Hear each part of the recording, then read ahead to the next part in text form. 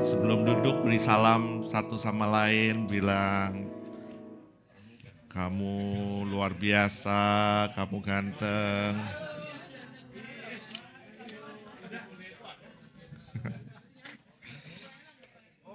Ya,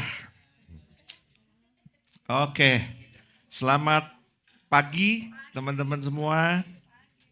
Apa kabarnya? Baik, puji Tuhan. Oke, hari ini saya akan membawakan satu tema masih dalam rangkaian khotbah berseri kita yaitu tentang berhala. Hari ini saya akan membawakan satu tema yang menjadi berhala saya, yaitu apa? Berhala, kenyamanan, comfort. Coba bilang, comfort. Tadinya temanya sebenarnya bukan comfort. Saya mau ikut-ikutan Rea minggu lalu, gitu kan? I control. Terus saya bilang I comfortable. Kata Yusak, itu grammarnya salah Pak, katanya gitu. Itu grammarnya salah Pak. Ya udah terserah kamu aja lah, temanya itu comfort aja, ya udah. Maklum lah ya, ini saya sok jago Inggris ternyata salah gitu. Oke, kalau kita bicara tentang kenyamanan, saya ingin sedikit mengulang. Kenapa kita bahas tentang berhala? Karena ternyata di setiap kita, masing-masing hidup kita, di dalam hati kita, itu seringkali kita menyimpan berhala di dalam hati kita. Yang menjadi Tuhan atas hidup kita sebenarnya, gitu kan. Di dalam bukunya Counterfeit God dari Timothy Keller, saya akan ulang sedikit. Kenapa? Karena ternyata banyak dari kita itu masih bingung. Apa itu berhala dalam sih? Apa itu berhala luar sih? Gitu. Ada yang bilang gini, berhala saya ini uang Pak. Gitu. Iya, benar berhalanya uang. Tapi yang kita cari sebenarnya adalah berhala dalam kita apa. Gitu loh.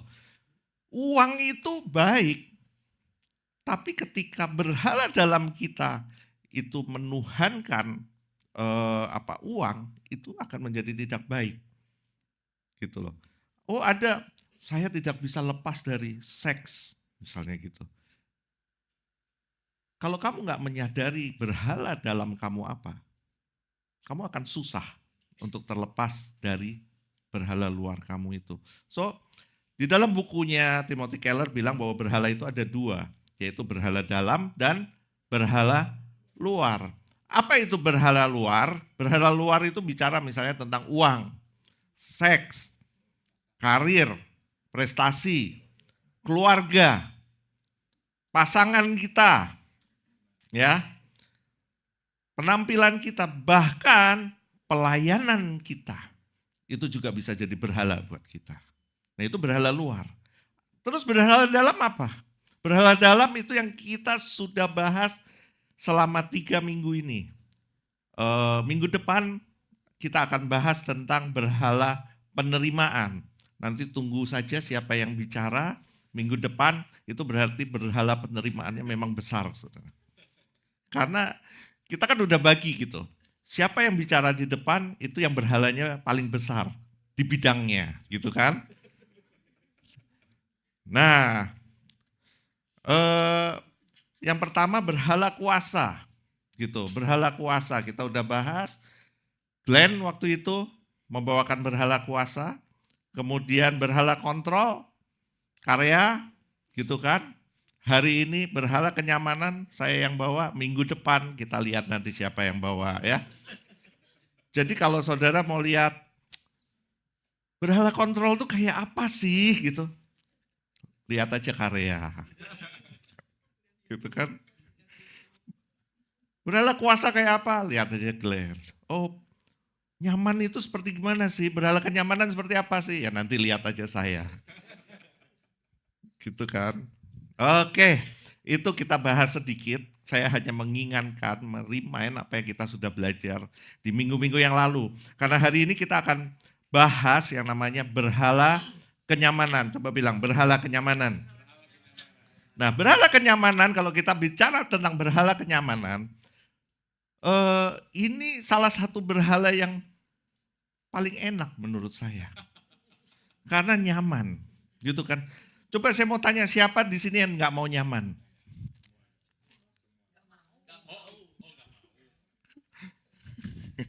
Glenn nggak mau nyaman, Glenn. Gitu kan. Karena gini loh, karena yang namanya kenyamanan, nyaman, itu bahkan di dunia pun digembor-gemborkan terus. Gitu kan.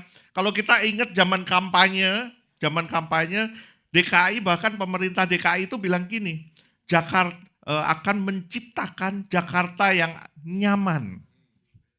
Gitu kan. Jakarta yang nyaman, aman, manusiawi bagi seluruh warganya. Nyamannya nggak ketinggalan. Kalau kamu bikin properti perumahan, salah satu tagline-nya pasti nyaman.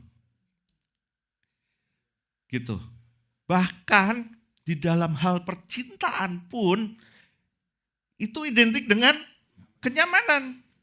Saya mau dengan dia. Kenapa? Karena saya merasa nyaman dengan dia. Alah, pret. Gitu kan. Sekarang ngomong nyaman. Nanti besok, bosen. Roni yang ngomong, Roni ya, bukan saya, Roni. Gitu kan. Ingat aja, bahkan Rizky Febrian pun ngomong. Berada. Saya nggak boleh nyanyi. Berdua bersamamu mengajarkanku apa artinya kenyamanan. Ini nyanyi loh, bukan nge-rap. Nyanyi.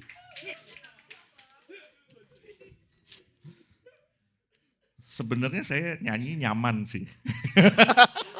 Kalau nggak ada yang lihat,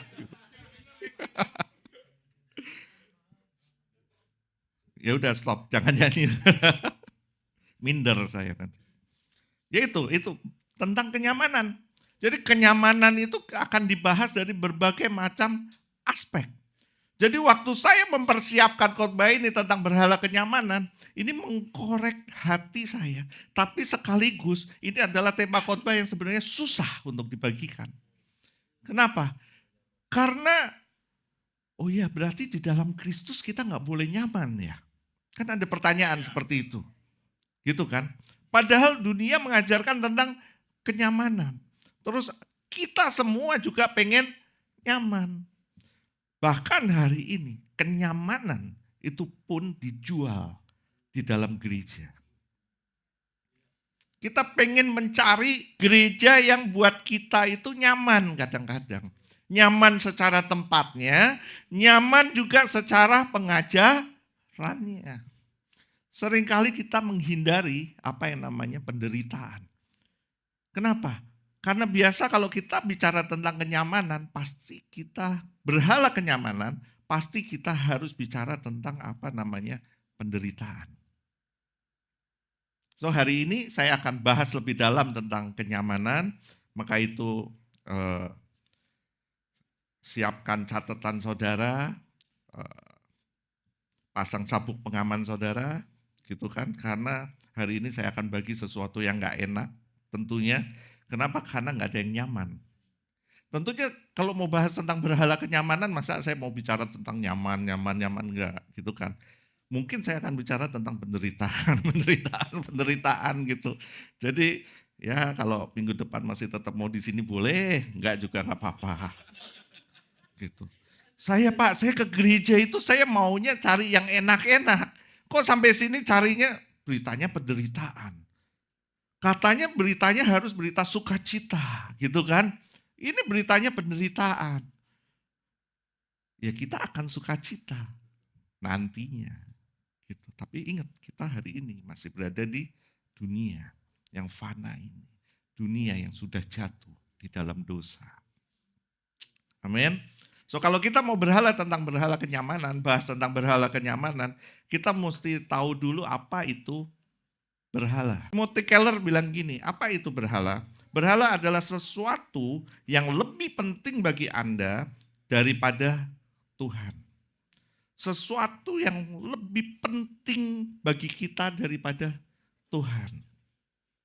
Nah ini, Apapun yang lebih menyerap hati dan imajinasi Anda daripada Tuhan. Apapun yang Anda coba berikan kepada Anda, apa yang hanya bisa diberikan oleh Tuhan.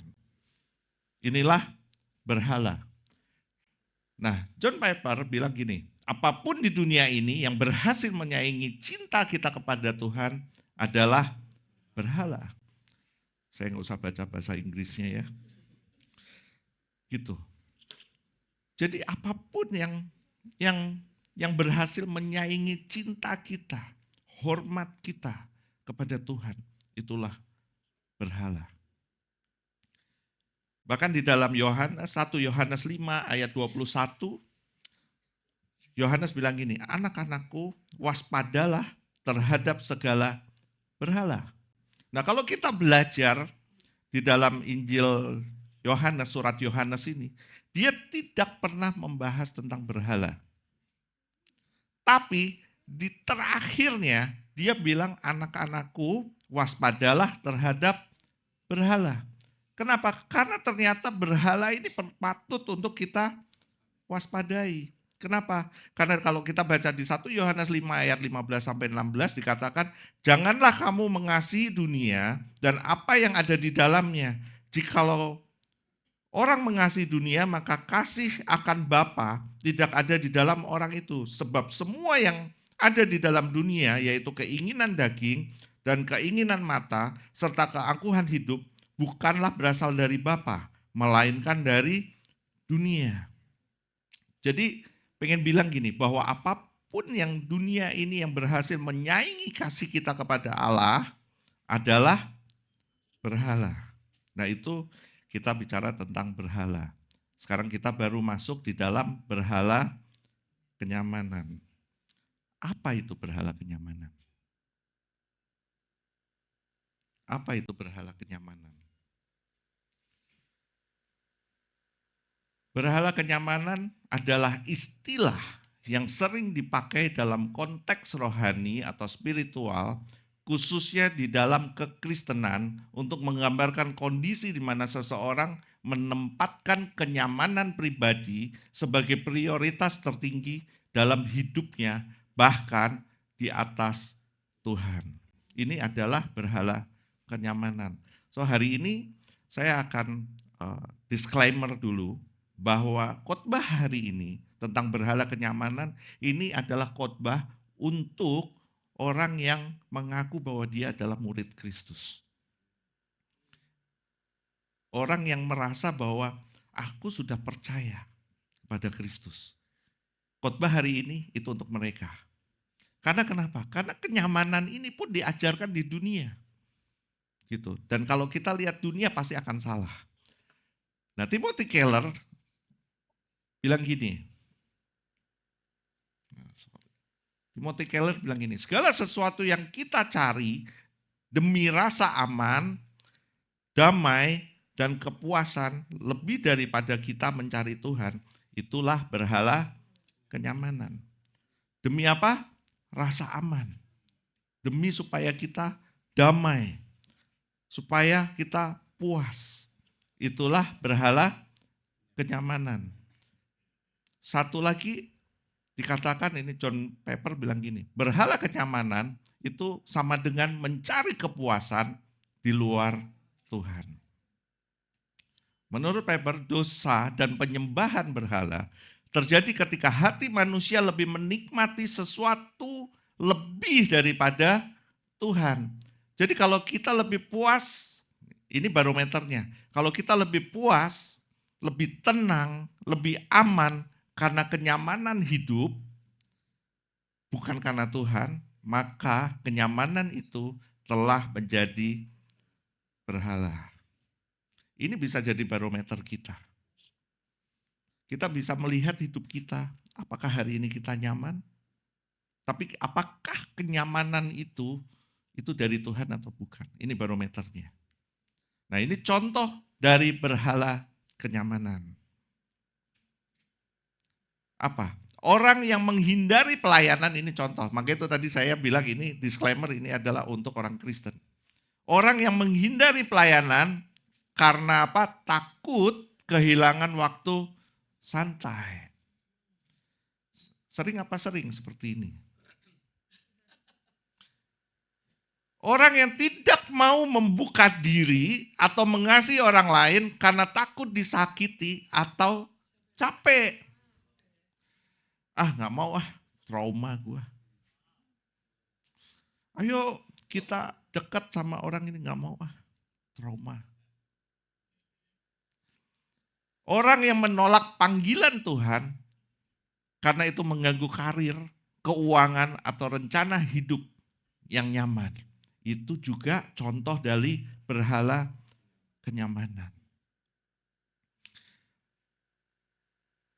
Saya terus terang dulu waktu untuk memulai gereja ini, saya juga harus melawan yang namanya berhala kenyamanan. Waktu para majelis tanya, siapa mau menjadi gembala?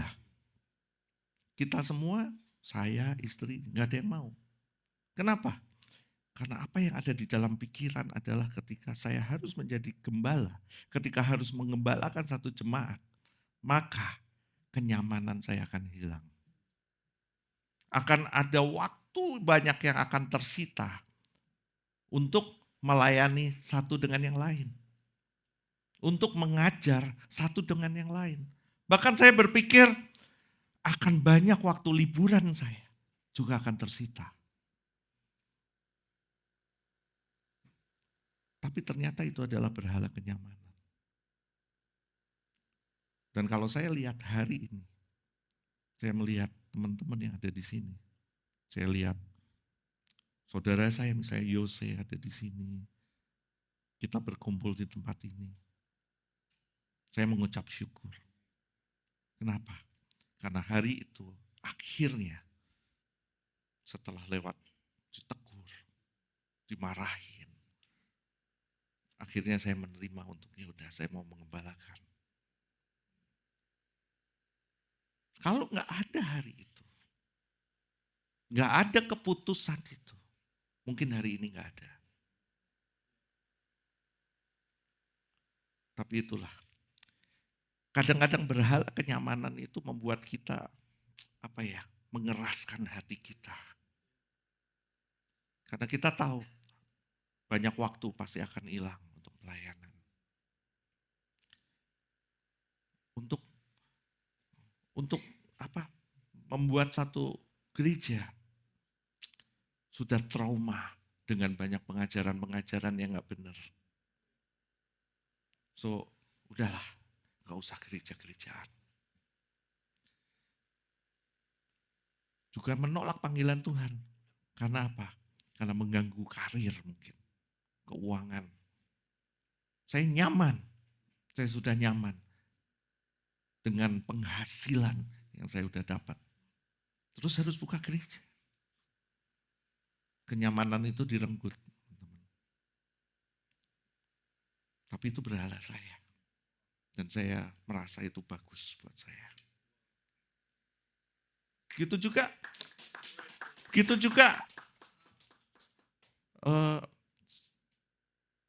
saya paling males olahraga.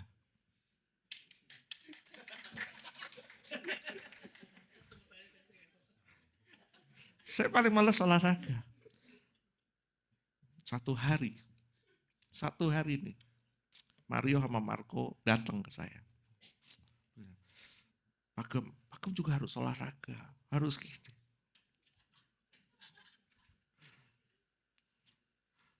Itu langsung mengenai, aduh. Ya udah, akhirnya saya komitmen sekarang. Setiap Selasa pagi ya, tadi ya, kita olahraga. Itu buat saya sebenarnya mending saya tidur. Jam 5 pagi, jam 6 pagi, aduh enak itu lagi enak-enaknya tidur gitu kan. Mending tidur. Harus bangun, jalan, olahraga.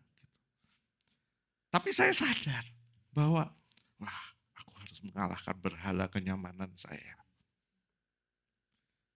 Ya itu yang terjadi hari ini. Jujur, saya masih belum 100% mengalahkan berhala kenyamanan saya. Karena masih banyak sisi kenyamanan yang masih saya nikmati.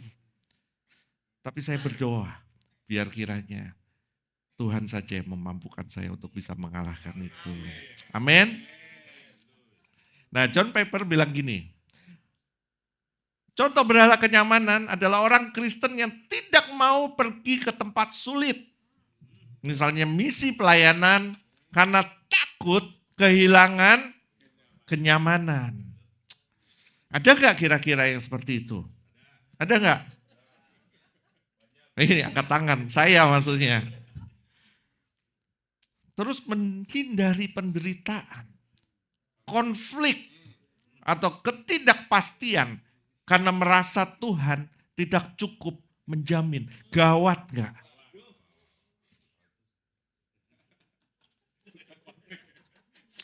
Kenapa? Karena saya yang plekmatis ini, ya. Biasanya ini orang-orang plekmatis itu selalu menghindari yang namanya konflik. Gitu kan? Menghindari konflik, penderitaan, ketidakpastian karena merasa Tuhan tidak cukup menjamin. Padahal ayatnya jelas. Di Amanat Agung dibilang apa? Pergilah, jadikanlah semua bangsa muridku. Baptiskanlah mereka dan ajarkanlah mereka. Maka apa? Aku akan menyertaimu sampai kesudahan zaman. Dia akan selalu menyertai kita.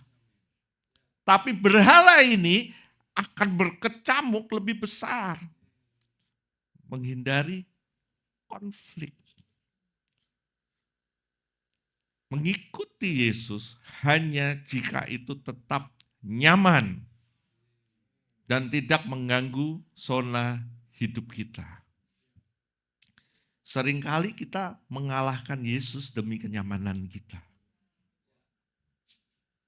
Gitu kan? Ada beberapa contoh, teman-teman. Ingat pemuda kaya di Matius 19 ayat 16? Dia tanya ke Yesus, bagaimana caranya mendapatkan kehidupan yang kekal? Oh, keren pertanyaannya. Ini adalah pemuda kaya. Dia orang yang menjalankan semua Taurat dengan sempurna. Dia merasa hidupnya sempurna, menjalankan Taurat. Yesus menjawab, jual semua milikmu, bagikan ke orang miskin, lalu ikut aku. Kenapa? Karena ternyata berhala pemuda ini adalah memilih kenyamanan hidup, kekayaan, kestabilan hidup daripada mengikut Yesus, kenyamanan jadi berhalanya. Ada juga Lot dan istrinya. Tuhan mau menghancurkan Sodom dan Gomora ceritanya, dan malaikat suruh Lot sekeluarga keluar tanpa menoleh ke belakang. Ingat cerita ini waktu sekolah minggu ya sering. Tapi apa yang terjadi? Istri Lot menoleh ke belakang. Kenapa? Karena tafsiran banyak yang bilang bahwa istri Lot menoleh karena hatinya masih terkait pada kenyamanan, kemewahan, atau kehidupan lamanya di Sodom. Ia tidak siap untuk meninggalkan zona nyamannya. Yunus, Tuhan suruh Yunus pergi ke Niniwe, tapi dia kabur ke arah sebaliknya. Kenapa? Mungkin karena dia tidak nyaman dengan misi itu, takut, tidak suka orang Niniwe atau lebih nyaman tinggal di tempatnya sendiri. Jadi dia lebih nyaman di rumahnya sendiri.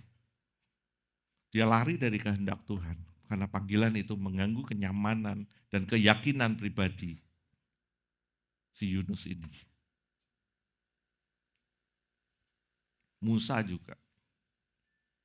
Waktu Tuhan manggil Musa lewat semak menyala untuk membebaskan bangsa Israel.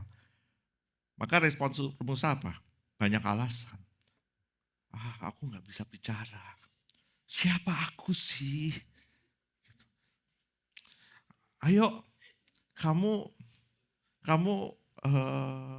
ini ya, mulai sampaikan berita anugerah ya, mulai votum ya. Aduh, aku belum bisa.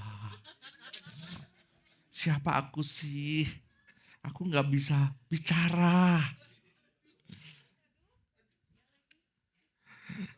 Pilih aku, kirim dia. Gitu kan?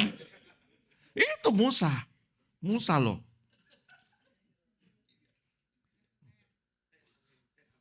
Pilihlah aku, utuslah dia. Gitu kan? Musa sudah hidup nyaman di Midian. Setelah lari dari Mesir, panggilan Tuhan mengusik kenyamanannya Musa. Dan respon awalnya adalah apa? Penolakan. Seringkali kita seperti itu. Nah, tapi ada beberapa tokoh yang justru meninggalkan kenyamanan demi Tuhan.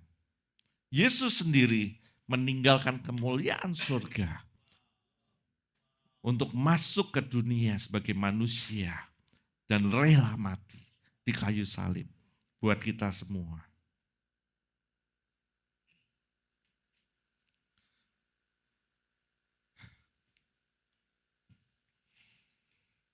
A.W. Tozer bilang bahwa ujian iman yang terbesar bukanlah bagaimana kita bersikap ketika keadaan berjalan baik, tetapi bagaimana kita merespon ketika kenyamanan direnggut.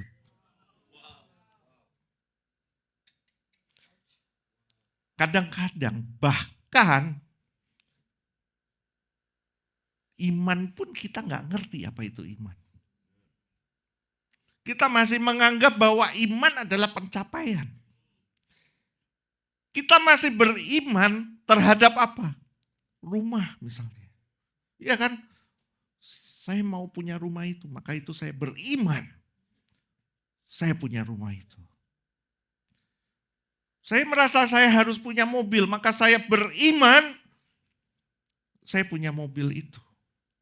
Sering dengar seperti itu? Bahkan kita sebagai orang Kristen, kita nggak ngerti apa artinya iman. Kalau kamu mau punya rumah, kerja, cari duit. Kalau waktunya memang sudah tiba, rumah pasti jadi milik saudara. Kalau Tuhan lihat itu baik, rumah pasti akan jadi milik saudara. Dan itu bukan iman. Apa itu iman? Iman adalah percaya kita kepada Dia, kepada Yesus. Bahwa Dia sudah menyelamatkan dia. Bahwa karyanya yang agung, yang besar itu di atas kayu salib. Itulah yang menyelamatkan kita. Itulah iman. Keberserahan kita kepada Dia, percaya penuh, itulah iman. So, ujian iman terbesar bukanlah bagaimana kita bersikap ketika keadaan berjalan baik, tetapi bagaimana kita merespon ketika kenyamanan itu direnggut. Jadi saat kita mencari kenyamanan lebih dari Tuhan, kita bukan cuma menyembah berhala, kita juga merampas kemuliaan Tuhan. Karena kita bilang dalam hati, engkau gak cukup Tuhan.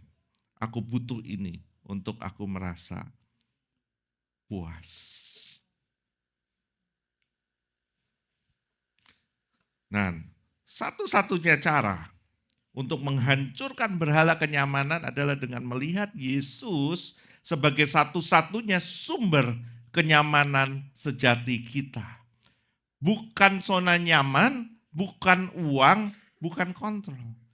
Sampai Anda melihat apa yang telah Yesus korbankan untuk Anda tidak akan pernah rela mengorbankan zona nyaman Anda untuknya. Kalau kita belum menyadari bahwa apa yang Yesus sudah lakukan buat kita, bahwa Dia mengorbankan semua kenyamanannya. Dia adalah raja atas segala raja. Dia adalah pencipta seluruh dunia ini. Dia adalah pemilik dunia ini. Dia bisa lakukan apapun juga. Tapi dia mau turun ke dunia yang fana ini. Dunia yang penuh dengan penderitaan ini. Dia rela untuk meninggalkan zona nyamannya. Untuk kita. Untuk menebus setiap kita. Untuk menyelamatkan setiap kita. Dia harus menanggalkan semuanya itu. Dia harus rela menderita untuk kita. So ketika kita bisa melihat itu, kita akan bisa untuk sanggup meninggalkan zona nyaman kita. Tapi kalau kita tidak pernah menghargai atau melihat karya salib Kristus itu, kita tidak akan pernah bisa meninggalkan zona nyaman kita. Jika kenyamanan adalah rajamu, kamu akan selalu lari dari salib. Yesus tidak mati untuk membuatmu merasa nyaman. Dia mati untuk membuatmu kudus.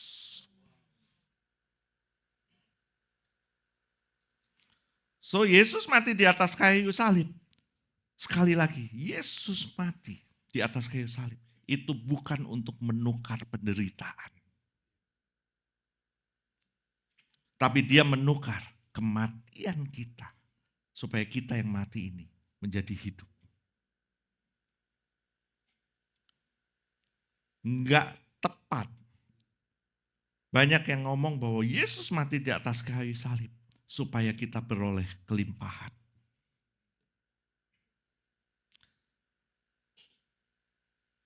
Karena ini banyak banget, saudara. Banyak gereja, banyak pengajaran yang menawarkan kenyamanan. Bahwa kenyamanan itu adalah hasil karya dari apa yang Yesus sudah lakukan di atas kayu salib. Banyak yang ngajarin. Bahkan prosperity gospel itu membawa kita kepada berhala kenyamanan yang lebih dalam. Apa yang diajarkan? Dia akan selalu mengajarkan bahwa kalau kamu hidup nyaman, kamu hidup diberkati, itulah barometernya bahwa kamu diterima sama Tuhan. Itulah barometernya bahwa Tuhan memberkati kamu. Itu kan, seperti itu kan. Bahkan sebagai orang Kristen pun gak ngerti apa berkat itu, gak ngerti. Seringkali kita berpikir bahwa berkat itu selalu uang, dan uang. Benar atau benar? Padahal Yesus sudah memberikan berkat yang terbesar, yaitu apa?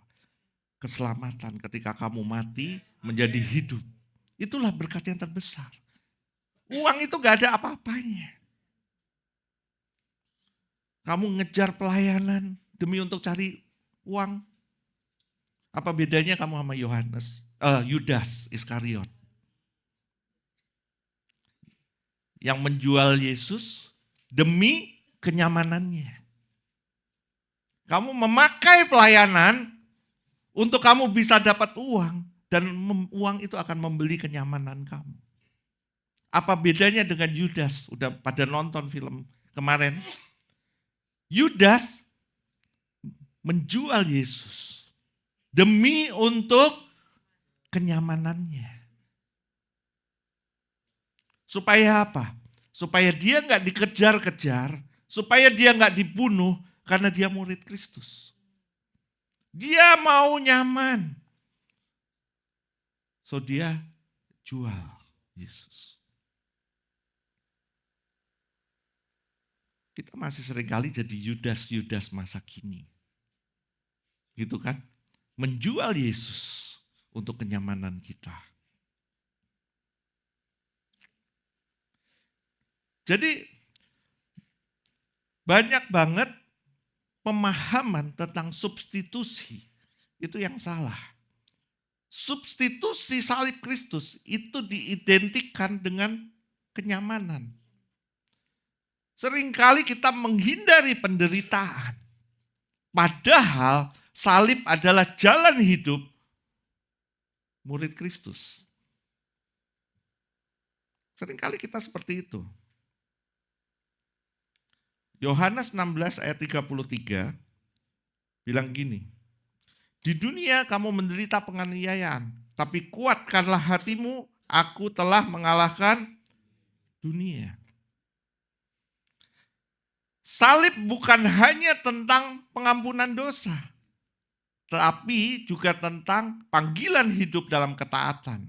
Salib juga tentang pengorbanan, salib juga tentang mati terhadap diri sendiri.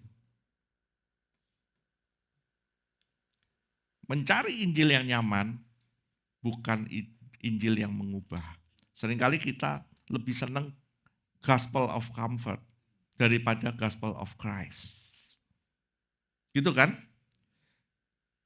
Gospel of comfort bilang gini, Tuhan hanya ingin kamu bahagia dan sukses. Datang ke Tuhan, maka kamu akan diberkati. Gitu kan? Kamu akan menjadi sukses. Itu gospel of comfort. Tapi gospel of Christ bilang Tuhan ingin kamu menjadi serupa dengan Kristus meskipun itu berarti penderitaan. Masih nyaman, saudara? Masih nyaman? Ini ngomongnya penderitaan aja terus. Kapan sih beresnya? Ketika kita hanya ingin Injil yang enak didengar, yang menjanjikan berkat tanpa proses sukacita, tanpa penderitaan, kita sedang menggantikan salib dengan kenyamanan. Bahkan menjadikan kenyamanan sebagai standar ketaatan. Jika kita hanya taat ketika itu nyaman, berarti kita lebih menyembah kenyamanan daripada Tuhan. Sering gak seperti ini? Aku gak mau ngelayanin. Kenapa? Lagi sibuk, lagi capek. Saya gak mau memberi karena takut kekurangan. Itu kan? Menghindari panggilan Tuhan karena gak ingin keluar dari zona nyaman. Padahal Yesus ngomong, barang siapa kehilangan nyawanya karena aku, ia akan memperolehnya.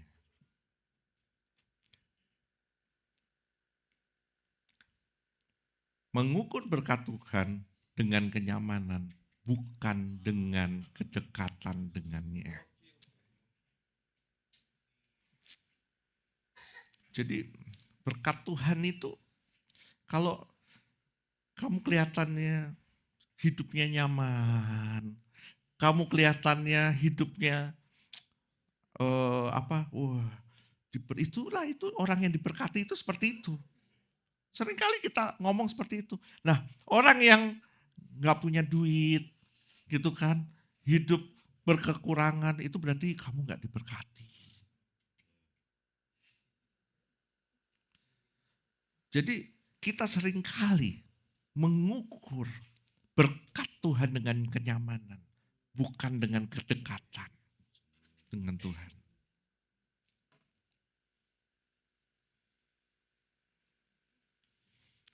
Jika kita berpikir bahwa hidup nyaman sama dengan Tuhan memberkati, berarti hidup sulit itu sama dengan Tuhan tidak menyertai. Kita telah menjadikan kenyamanan sebagai standar iman kita. Bahaya ini. Faktanya ya sebenarnya justru di dalam kesulitan seringkali itu kita dekat sama Tuhan, benar nggak? Justru waktu kita berlimpah, kita seringkali kita lupa. Justru ketika kita berlimpah, kita justru bergaul nih dengan berhala-berhala kita. Tapi waktu kesulitan, justru kita bergantung benar-benar sama Tuhan. Tuhan, aku gak bisa makan Tuhan. Aku gak ngerti, aku gak punya uang untuk pergi Tuhan. Kita bergantung sama Tuhan. Tapi ketika kita berkelimpahan, pergi, udah gak perlu doa. Karena kenapa? Udah ada.